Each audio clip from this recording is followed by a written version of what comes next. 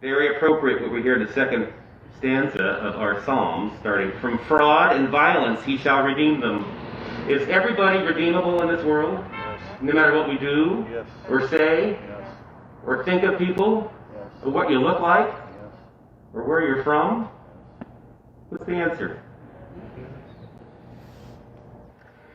Whenever we listen to a speech, and we have recently for sure, or read a passage of any sort, it's not that difficult to know what is emphasized and what the main point is.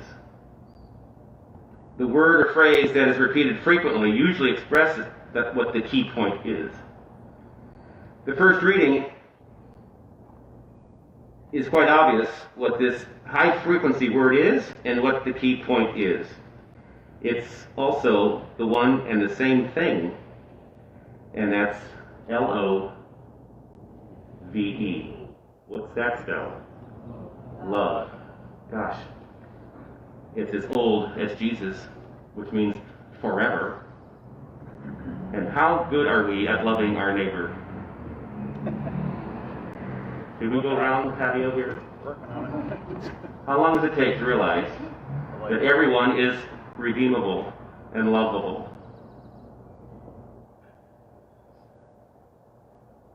Did we look to yesterday and see, not yet, not yet. Is there hope? Well, Michael likes to spell things. Is there H-O-P-E? Why, yes. Well, of course. Of course there's hope. Gosh, thanks be to God that love is still the answer.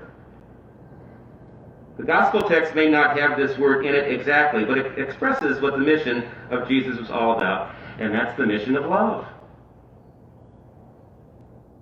He expressed that love in reality, and at the same time, he also pointed to the greater reality of love. He gave sight to the blind, but he also wanted to liberate people from the greater blindness and darkness of the eyes of the heart.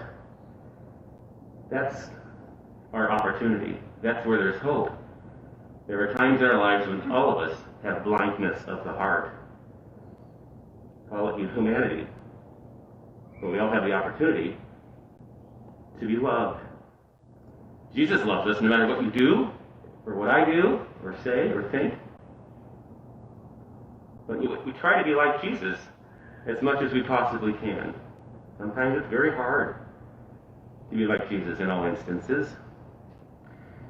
Watching yesterday's news, troubling. The whole world watched. Who would have thought that could happen? But it did, in a troubled world, and perhaps people who don't feel the love that they should.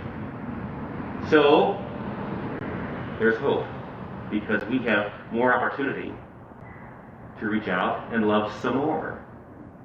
Right? Jesus gives all that we need to be people of love, people of peace, day in and day out, because we practice it. If we don't practice it, we can start. This is a new year, and there's hope, and there's hope. Jesus healed the crippled, but he also wanted to free people from the shackles that cripple the spirit, and fear, and anger, and hatred, and resentment, envy, greed, lust, pride. Keep talking, Father Michael. Jesus wants to heal everything. And all we have to say is yes, Y-E-S, and say, I want to be healed. I want to be healed today. Is it possible?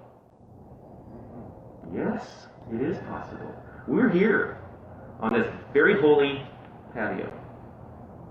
Church, wanting to be holy, wanting to be peaceful, wanting to be people of love, because we're here listening to the Word, praying that we have the courage to act on it.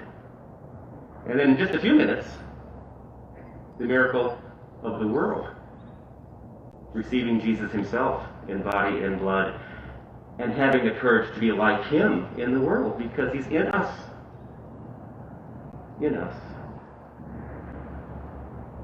Jesus is love, and he came to us with love. Love is his word. Love is his way. Love is his truth. And Jesus loves all human beings the same, no matter what we say or what we do, what we look like, or where we come from, or how much money we have in the bank, or what we drive, or what we wear. Jesus loves us the same. We are called to be people of love, and a church of love, and a parish of love. Let's make sure this year, 2021, that people can see the love and joy and hope in all of us.